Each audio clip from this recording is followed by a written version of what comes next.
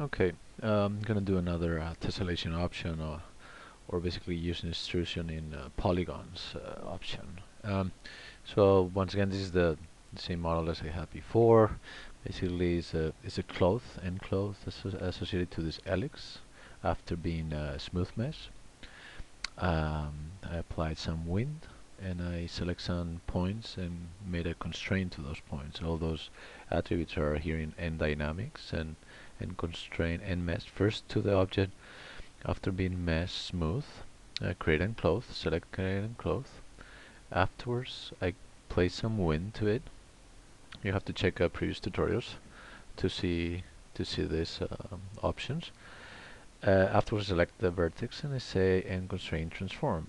So it's basically after, if you play, it's gonna affect this with wind, with gravity, and a constraint. These points are not gonna be moved. So after that I pretty much Control H basically deleted all this, like the toggles or gizmos for enclose, for gravity, for constraint, etc., etc. Okay, so I have this form, and in the previous one I selected some faces and then I extrude them.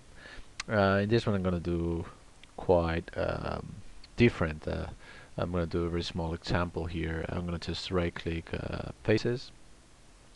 Again, paint, so I can select by painting, select paint.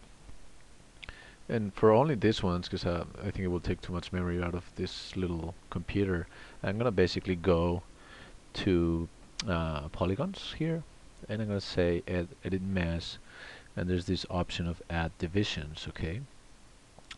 For these ones, I'm gonna place it in one, but you can, if you have bigger faces because you didn't do this smooth mesh, or for whatever reason, you can increase it to 2 and see what's happening. If you say add divisions, you see now these ones have all these little faces versus the other one. Each face here has been divided in 4. So what we can do now is what we have been doing all this time. For example, shift right click, extrude faces, and before that I always forget to say we have to uncheck this guy. In this case you may not need it, but I wanted to actually have independent faces extruded out, so I uncheck this, as you can see, and shift right click to do the extrude face. Once again, you can go also here to extrude, whatever you prefer. It's shorter, obviously, the other way around. So you have to search for the blue guy, as everybody knows, and press what I'm going to do in this case is press the arrow out. You see they come out. See that? They will have been extruded perpendicular to their face, and I'm going to press the box and control at the same time. And basically I'm scaling down each of the faces in the end, so it has this feeling. It's very interesting. Now this is only for some faces, but you might do some other ones. Now it could be a problem, of course, depending on the geometry, that is going to collide between themselves for whatever reason. You may liked it or not. That's more of understanding how this works. It's basically perpendicular to the shape, to each of the faces. That's why this one will collide with this one for obvious reasons. Perpendicularity in the extrusion. So that's great. We can even we have those faces selected, as you can see. We can do it again. Shift right click, extrude face, and press the blue arrow out. Whoops, and press again the box and control. So it's even smaller. So it's kind of hairy thing. Why not? I'm gonna right click in object mode, and that's gonna be my kind of a wild punk deformation for this case. Just a reminder that I could also go to faces now and go to brush and paint some other ones to do the similar thing. Right click, shift, extrude face, and go to the blue arrow and take him out.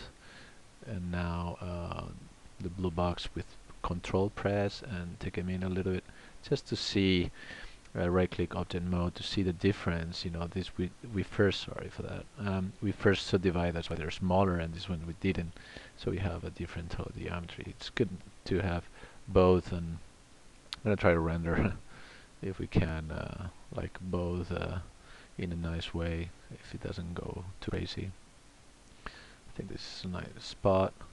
Object mode, select, basically I'm gonna render this But once again, you have the 1 option and the 3. I don't know if the 3 is going to smooth it. It's not going to look that nice. So I'm going to leave it in 1 and render this as hard edges option. No? Okay, render and pause it, and I think this would be another nice tutorial to have.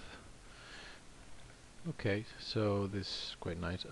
Now, just a reminder, this is not to do hair at all. There's a very easy way of doing hair with Maya. This is just to understand the idea of in hard edge extrusion of multiple faces, no, and also the idea of division of faces to afterwards do the extrusion, so we get smaller modules than we do here. It's just a way of getting this. So I think it's good.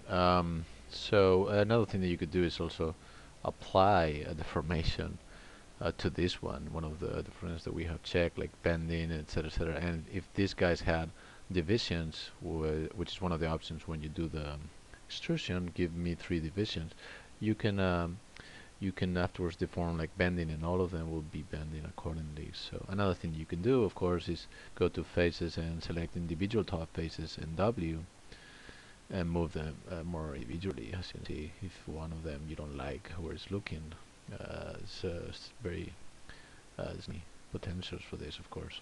Anyway, so I'll leave it here, and I will do the next little tutorial based on interior render basics and the last tessellation triangulation protocol. Okay, next.